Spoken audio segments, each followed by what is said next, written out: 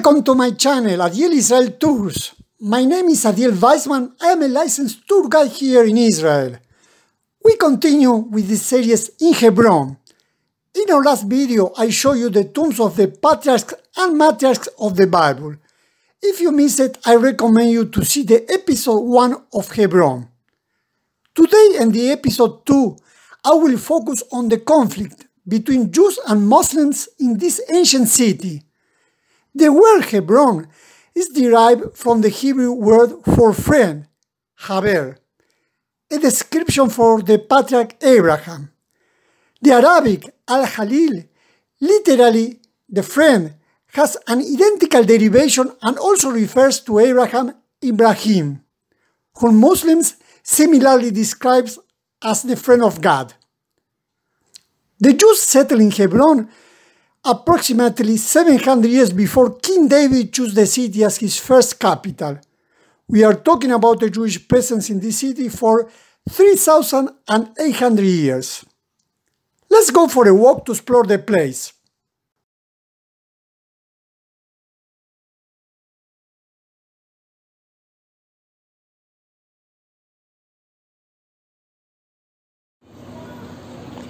Around 600 CE, Arab camel caravans began penetrating what is today Israel. City after city was occupied by Arabs who came out of their lands with the intent to occupy the world. They made use of local people's administrative knowledge, including the Jews. From the Jews, the Arabs learned to treat holy sites with respect. For 500 years, both Jews and Muslims came to the tomb of patriarchs and arranged various welcoming celebrations for adherents of other religions who visited. The Arab rule lasted until 1099, when the Crusaders took Hebron, converted the mosque and the synagogue into a church and expelled the Jews. The Mamluk Muslims came to power around 1250 CE and brought a new dimension to Islam, a fundamentalist and extremist dimension that was based on the hatred of all non-Muslims.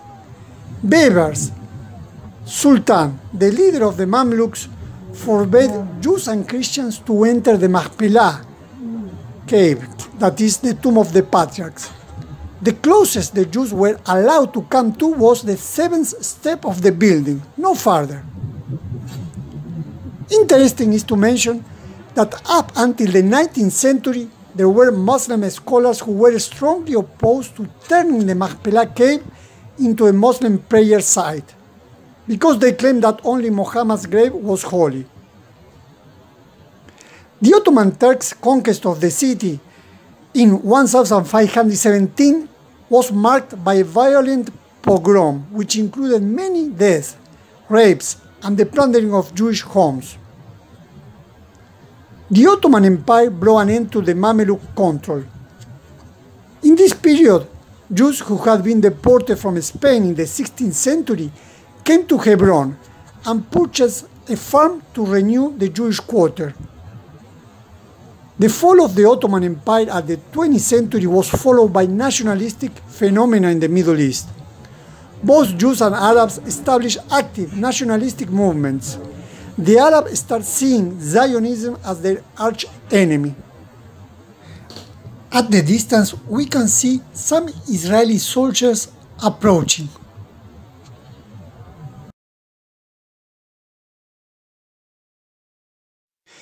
Here we can see a memorial of a couple murdered in a terrorist attack.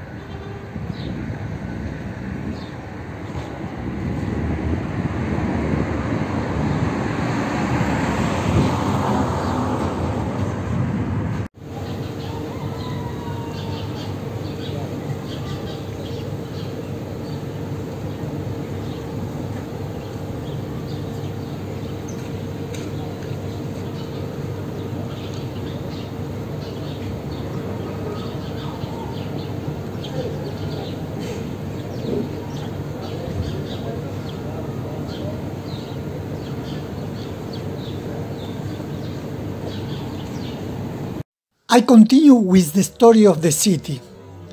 During the British period that started in 1917, Hebron remained as a part of the British Mandate until 1948. Another wave of pogroms or violence against Jews was led by the Mufti or spiritual Muslim leader Haj Amin al-Husseini. His Jew hatred made him blind and he believed every Jew should be murdered. This is why the pogrom in 1929, known as the Arab Riots of 1929, was the most murderous of them all. The Jewish congregation in Hebron suffered a severe blow, and at least 67 Jews, both of the established community and the new community, were butchered and tortured. Women were raped in front of their families and corpses were violated.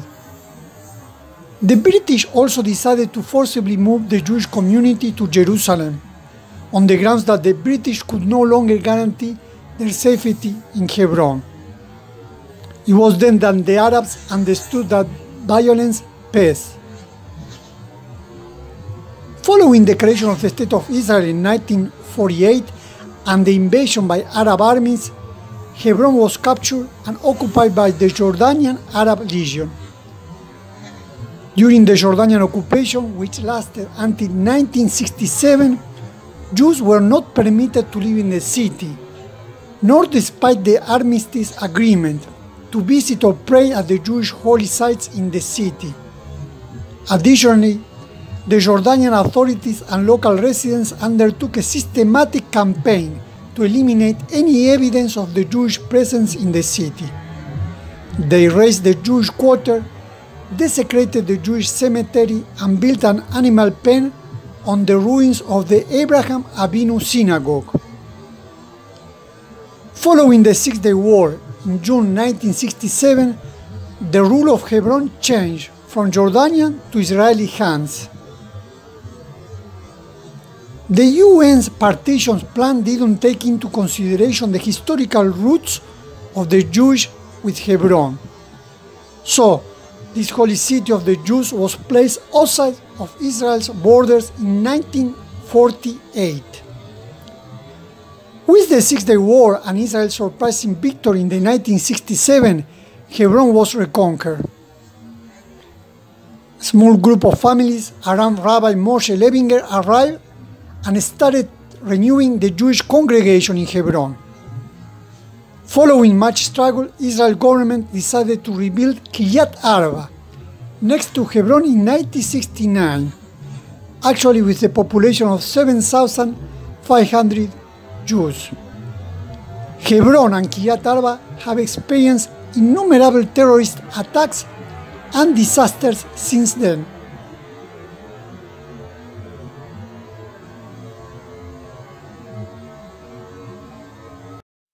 Here there is a crossing that separates both sides, where the Palestinians live and the Israelis live. We continue walking. From this lookout we are seeing the side of the city where the Palestinians live. Hebron is located in Judea and Samaria. The international community call it West Bank. I will show you a map. Following the 1995 Oslo Agreement and subsequent 1997 Hebron Agreement between the two sides, Hebron was split into two sectors. H1, the orange area, is controlled by the Palestinian Authority, and H2, the green area, which includes the old city of Hebron, remained under the military control of Israel. Around 80% of the area was assigned to Palestinians, while 20% to Israelis.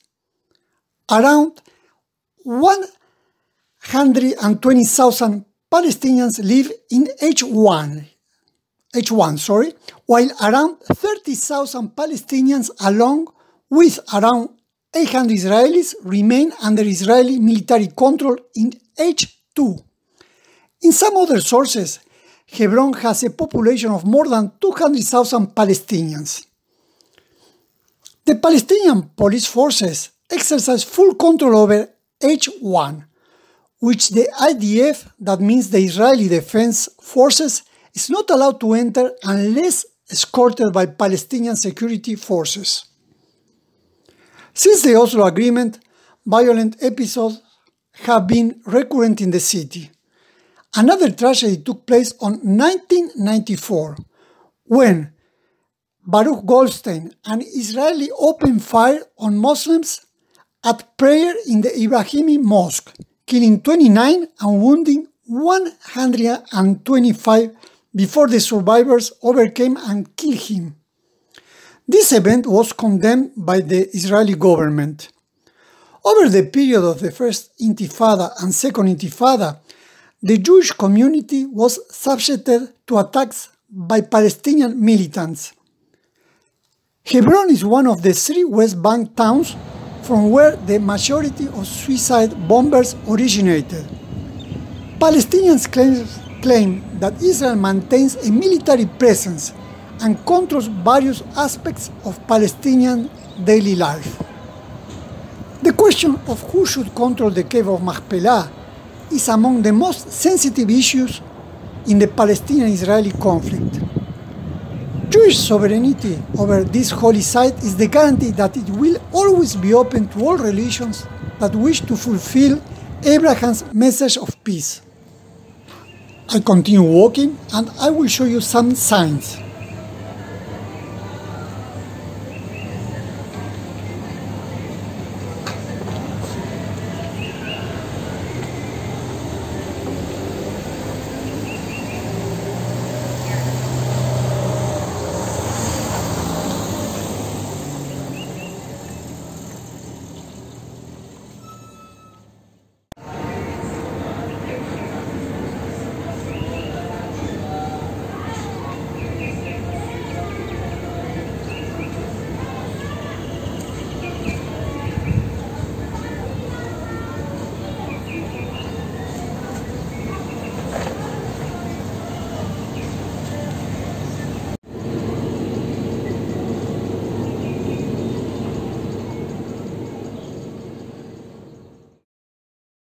There is a biblical passage of Jeremiah 31:17. There is a hope in your future, says the Lord, and they shall come back to their own border. In the next and last episode of this Hebron series, I will show you some interesting sides of the current Jewish community of Hebron. Thank you for watching.